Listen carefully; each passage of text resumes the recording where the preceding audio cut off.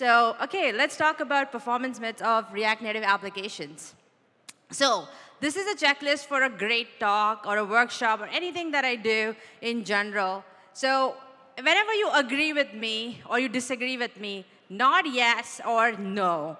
And this will tell me that yes, you're listening, and no, you don't agree, which is totally okay as well. If you have any questions, come find me after because I love to answer questions. And like I said, I want more energy in the room. So anytime you can go woohoo, and then that's totally okay as well. Oh, thank you. Keep that coming. All right, so let's get started. So raise your hand. How many of you believe that React Native is probably still slower than pure native application development? Wow, quite a few folks. That's great. So this talk is awesome. And how many wanted to say it depends? It depends on the app. There you go. So I feel like this is like a classic answer anytime we want to say, hey, it depends, because we never want to give out the right answer. All right, so my name is Ankita. I'm currently an educator. Previously, I have worked as a solution architect, a developer, a senior engineering leader, and so on. But right now, I want to focus on creating digital products, online courses, and whatnot, which I will talk about later. But I love doing this, and I want to help developers level up in their engineering careers. And you can find the slides at this specific link. Any of the slides or any code snippets that I share, you can find over here. There's also a link at the bottom that you can see. And if something resonates with you, that's my Twitter as well, Kulkarni Ankita 9. But thanks to this conference, and I guess shout out to Brent that I got my Blue Sky invite, so you can get rid of the 9, and I'm Kulkarni Ankita on Blue Sky. And I also write a weekly newsletter, so I share React Native tips, front-end development tips, and also leadership snacks, that like I call it. So it's bite-sized, less than 5 minutes. So if you want to check it out, you can go there. All right, so let's get started with some of the basics, right? Like how does React Native work? And then we can kind of sort of build our foundation from there. So now your JS code essentially is executed on the left-hand side. Then it's basically there is a bridge, and all the information gets passed back and forth from the JavaScript side to the native side to get executed. And now there might be certain cases where JavaScript is the best solution. And I have built and architected apps where pure JavaScript is totally fine. That is, React Native is totally OK. But then there are solutions that we will talk about where you need to go native, and we will talk about those use cases. So I wanted to share a quick story here. A few years ago, I was having a few drinks with friends. And as one does, we were all developers. And we got into this discussion, a really good discussion about, because we were building an e-commerce application, which is like one of the biggest applications in Canada. And we wanted to take that application to native. And we had a really good discussion. What is good? Is React Native good or native good? And they had quite a few reservations. And mind you, they had not used React Native before, which is totally cool because I think that those are good objections to have in general. So these were some of the things that they mentioned. JavaScript is just not enough. You can't animate correctly because we did want, because it was an e-commerce application, we did want quite a few animations to focus on user experience. And performance issues such as high CPU, low memory, and whatnot. If you just go native, that is just go iOS development or Android, it will definitely be better for them, right? And for us in general. And that really was a good discussion in general. And I had a different opinion. And again, as I said, it depends. And I proceeded the conversation as one does. So let's address some of these objections and more. Let's talk about more of the performance myths or myth busters, as I like to call it, in general, right? And for that, let's build an app together. Let's call this app, Let's Spend Your Money. And this app is a very classic app. You might see this app or a pattern of this app where you have a list of things, and on top there is some sort of a meter. Depending on how much money you load, the meter will judge you in green, yellow, or red. And at the bottom, it will give you insights or cool things like, oh, go to Paris, you have a lot of money, or a spa treatment, or get a private jet, or whatever, right? And it's like a list of items. And it will give you insights in general so you can splurge as well. So what is the criteria for this app? It needs to be functional. It's fast to load, right? Has really cool animations, and should work whenever there is low data as well. Because we want our users to care about these insights and check out the app or even spend it in general. So what is the criteria for measuring performance then, right? The criteria would be you want to measure a specific behavior. So this is the behavior that we are going to measure, even though there might be other features in the app. You want to keep the same set of test cases. So anytime we are measuring performance, you want to keep in mind that if you keep trying different behaviors, different test cases all the time, you won't be able to figure out what's a baseline and build on top of that. So you want to keep that in mind in general. And you want to disable development mode and test in production mode in general as well. And lastly, you want to automate any behavior in the future too, or have the same conditions in general when you're measuring performance. So the three important criteria for performance would be that we want CPU and memory. We need to keep that in mind because it's a mobile app, right? These days, we use mobile apps more than desktop apps. Application size, so we don't want the app to be too huge. There have been apps in the past where I just deleted it because the app was so huge and taking up a lot of memory, right? So we want a smaller app. And the app startup time and frames per second. It has to run 60 frames per second, else it's like going to be really slow, and our animations are going to be slow, and users can see sort of that lag, which we don't want. So these are the few things that we want to consider when we think about performance. So we can approach and talk about performance in using two ways, right? We can talk about the React Native way, which is like using React Native specific elements. We inspect the network, and we really dive in and go on the Apple side, like the Xcode side, and really see how some of those tools work and figure out how our app actually works in production. But on the other side, we could also look at the React way, which is like look at re-rendering. We can remove console logs and so on as well. So as a starter, in our app, we can start with using flat list or section list in general over here, right? Because we only want to show the items on the page, and we don't want rest of the items to load at all. And that is something that's really important. They only show the items on the page and nothing more, so they are lazy loaded. So you want to use something like flat list or section list from the get-go. Now, a lot of times I've noticed that because I've consulted with a lot of different clients building React Native apps in general, I found that because of the lack of native knowledge or what is the React Native equivalent coming from the web, you don't end up using flat lists. You end up using scroll view or any of the other items in the list, which makes the app really slow. And in this case, you get performance benefit right away because you might be loading a lot of different insights. And we have a lot of insights, like I said, so we can keep scrolling, and based on that scroll, we need to change things accordingly. But there's one thing you need to keep in mind with flat list in general that I have noticed is a common performance issue in general, and you need to be very careful with that, right? As you scroll, the items are going to re-render because of the way flat list works, and because of the re-render, even though all the items on the screen are specifically shown, because as we scroll, the entire list re-renders. So we need to perform and apply some sort of performance techniques in general as well. And for that, we need to memoize it. And that's where we go back to the React side, right? Or we, I guess, walk to React side in general. So what is exactly memoization? So in terms of memoization, we want to say that, hey, this specific component only load it when this specific prop changes. And we cache it, and we look at a dependency array and how to use memoization in general, but we want to wrap it inside a memo function. So we wrap the component in memo and in the list itself, and now we are saying that only when the prop changes, then only re-render, otherwise don't, which basically gets back to the behavior of flat list, and we can take advantage of this. And this is a very common scenario that I have seen almost in every single app.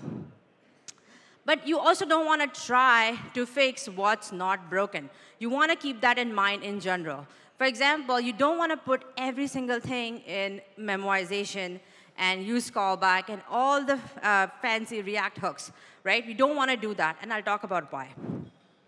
So do you want to use memo, use callback everywhere? So the way use memo or like memo in general would work is that based on the dependencies you provide, we can purge the cache or not, right? Based on the props we provide in general.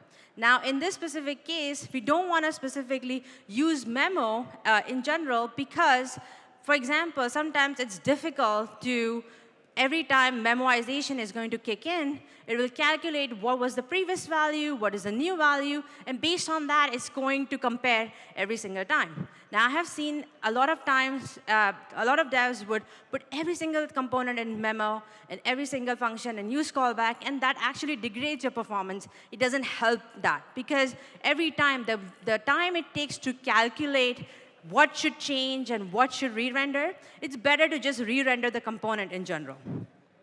So calculation of props is more costly than the entire component re-render. And that's really important and something that you should definitely keep in mind when you're building React Native apps.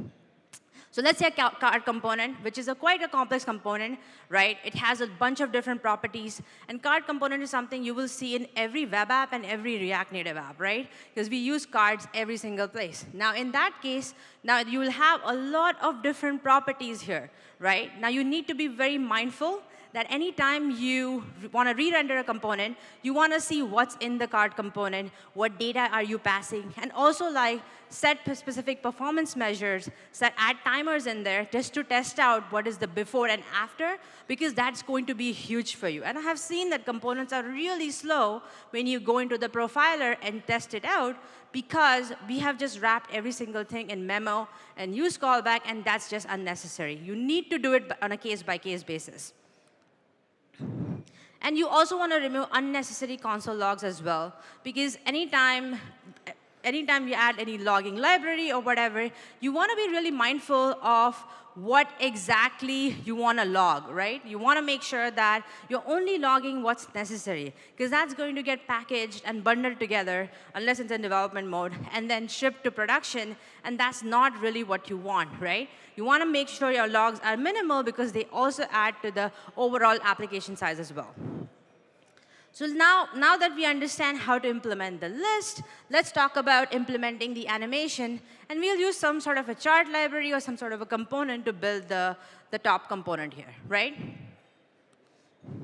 So this is another thing that my friends mentioned, which is that React Native cannot handle complex animations. And that is something that we really cared for.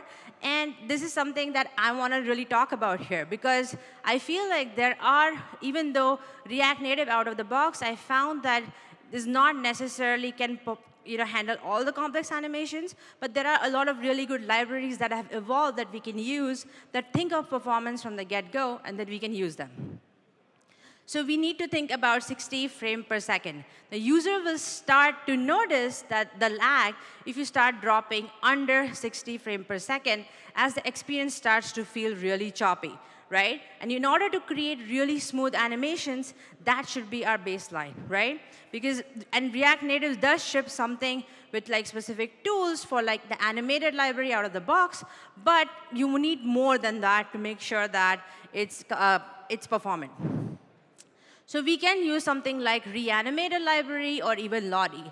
Now, this is a similar app that I have built in the past, and we had a really fancy animation where the meter would go, or we would show a specific score to the user.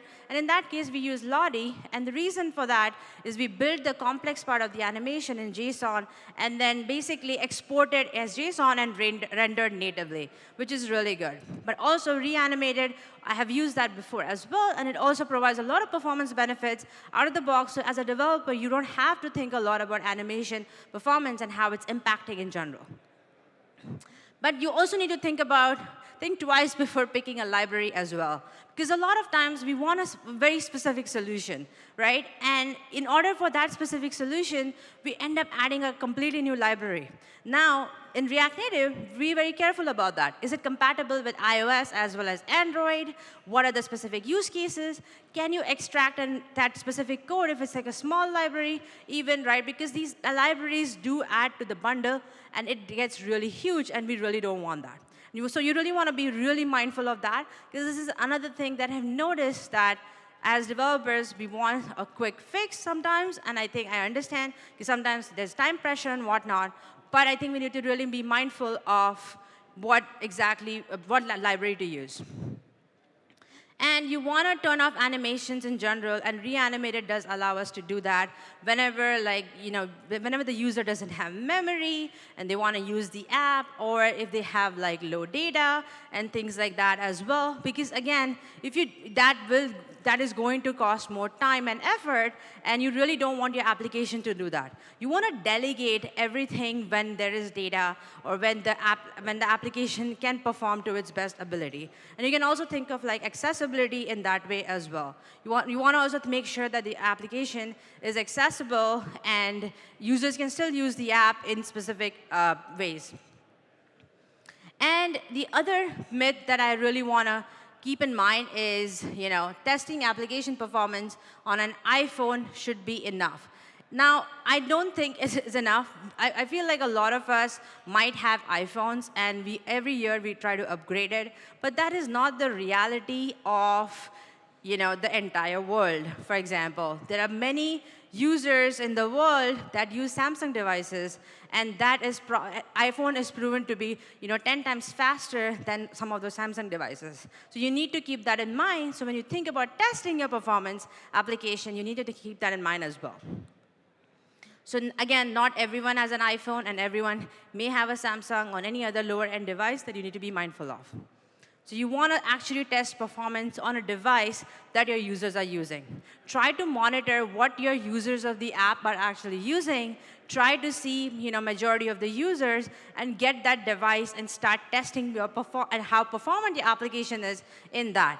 We always would have some lower-end device and some higher-end device, because we all have higher-end devices. So we end up testing in that because it's easier in general, but always have a handy device just to make sure that you can test it out and make sure that the users are going to see the same thing as you are. And there are tools like Flipper, even if you use Xcode, and even React Profiler, that all these tools would really help you to measure performance. And I would not say just use one.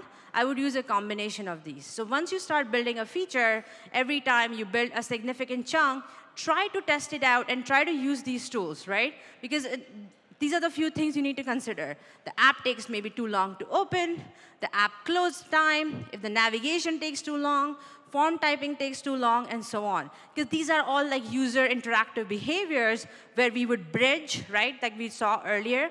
And that is something that you need to really keep in mind as you start testing it.